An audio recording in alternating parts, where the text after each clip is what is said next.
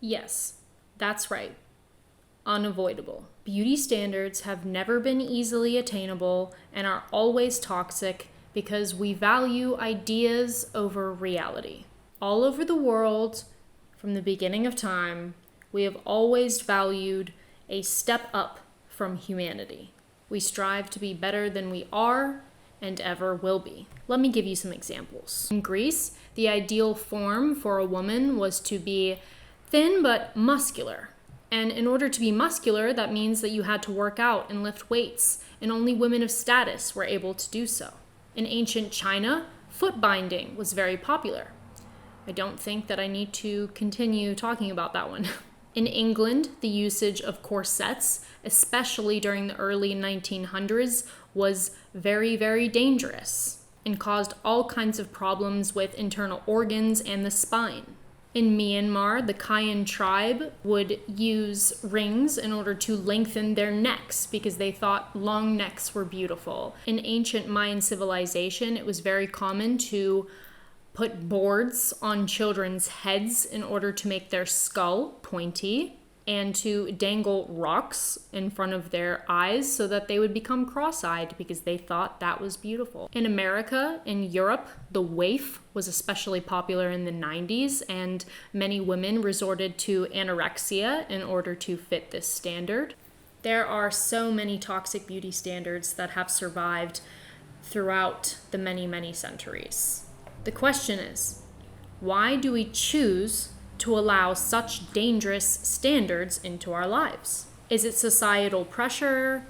Is it the lust for validation? Is it insecurity? Let's go a little bit deeper than that, because there are a million videos on that. Let's enter a vein that probably hasn't been discussed yet.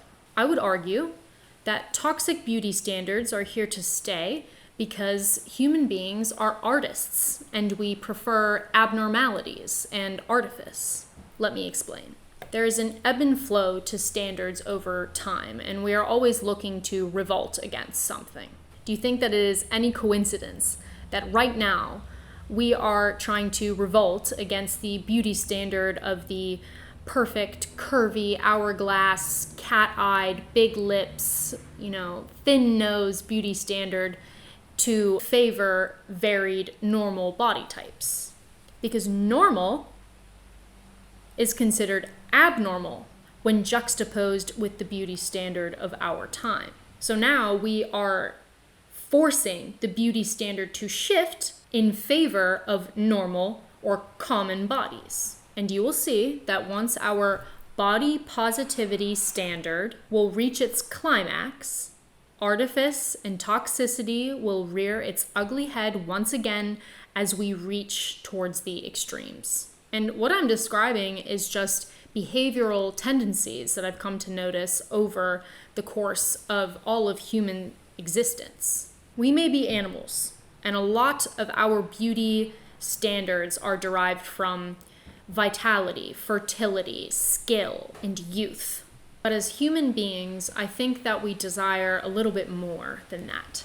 We are the animal that asks why. We are the animals that have creativity and taste that is unmatched in our animal brethren. We create art. Kubla Khan, Moonlight Sonata, soufflés, Byzantine mosaics, Hellenistic pottery, Tiffany lamps, the Barcelona chair. My God, do we create? We are artists. We want art. And where there is art, there is a fixation, there is a trend, and there is a move towards artifice, sweet, holy artifice. It is an unhealthy obsession and always will be. Our beauty standards are unhealthy because they abide by the lawlessness of art. There are all these videos on YouTube that are targeting our beauty standards and saying that we need to make a viable change. But honestly, good luck. You can make all the campaigns that you want to normalize regular people and to advocate for normality. Like I said before, the campaigns that you start will eventually turn into their own unattainable toxic standards. Today, everybody expects beauty to fall in line with ethics. Beauty, the beauty that we have worshipped since we became vertebrates, places itself outside our moral compass. Beauty is unto itself, and it is meant to be appreciated for its inaccessibility, for its uniqueness. A good personality, a Disney princess nose, washboard abs. Beauty is of the heavens and does not abide by the stringent laws of man. And that is why we are often destroyed in pursuit of it. In order to have small, doll-like feet, you must painfully bind them for years. In order to have a 23-inch waist, you need to suffocate while you rearrange your organs. Our body, our human body, literally cannot handle it unless it is bestowed upon us from the divine. Let me give you some examples of this. Some very common examples, I should say, too. Me, for example. I am not a waif. I am not a European 6 foot, 7 foot tall, 110 pound girl, even though that is the beauty standard and has been for some time. The lengths that I would have to go to in order to achieve that would be intense. I would probably have to starve myself to the point of not living past 40 or 50. That's just the reality of that, because that is not how I am built. That is not my body. That is not my beauty, right? And then think about another kind of beauty, a kind of masculine beauty, athleticism. Think about athletes, Olympians. Think about the people that have been able to do almost inhuman things with their bodies when it comes to sports. How long do their careers last? Not very long, because they're doing things that are almost inhuman. The whole idea of Olympia and the idea of sports and we're almost worshiping people that are involved in sports is because they're doing things that the normal person cannot do. They're doing inhuman things. Basically, you push yourself to this inhuman point to get to divinity, towards a religious, beautiful, holy state, to do something that only gods could do. And there's something very poetic and beautiful about that, and we've always found that to be beautiful because we're thinking of the idea of it rather than what it takes to get there, to achieve that kind of beauty, to achieve that kind of strength. And truth be told, the idea does last longer than the effort, doesn't it? That's besides the point. I'm going to say this as kind of a silver lining to all of this and toxic beauty standards, how we can't get rid of them and all these things, right? So something that I've noticed as an artist, there's always a muse and then you have the artist. The muse is the divine, the beauty, and the artist is meant to capture that and display that, show that through whatever lens they decide to. And so in this world, most of us are meant to witness beauty, not to be beautiful.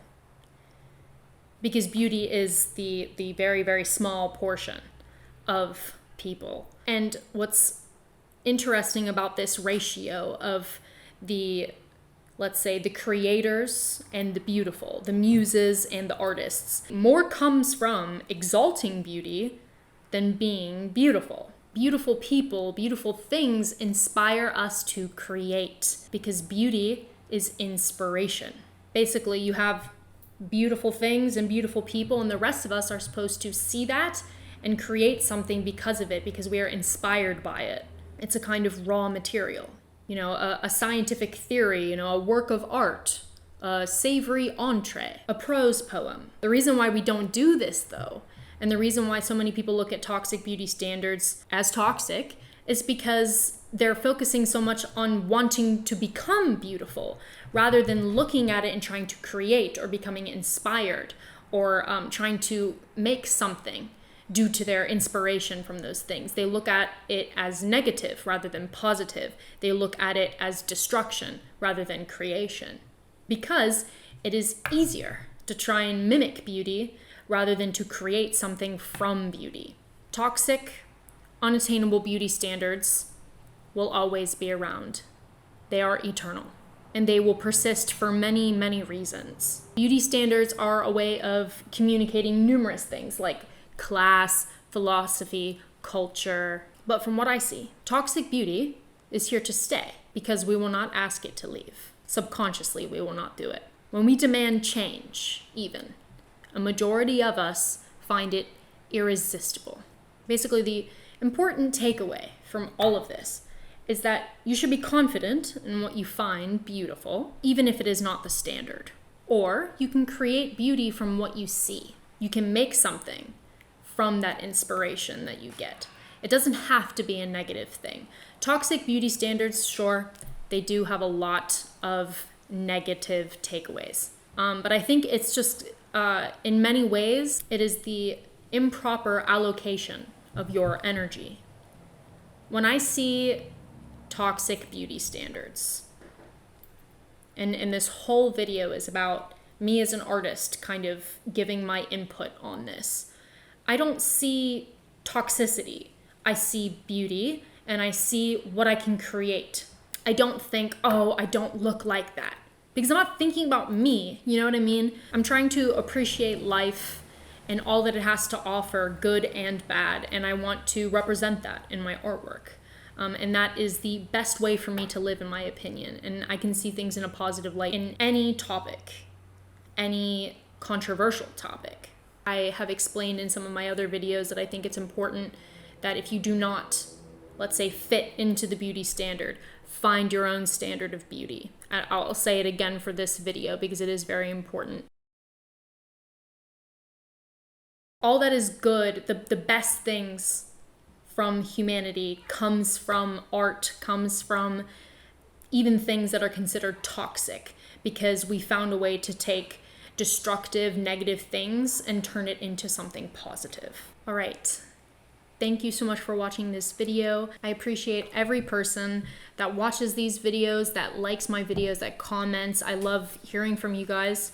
Let me know what you think about this video, if you have issues with it or not, if you agree with me. And I will see you guys next week.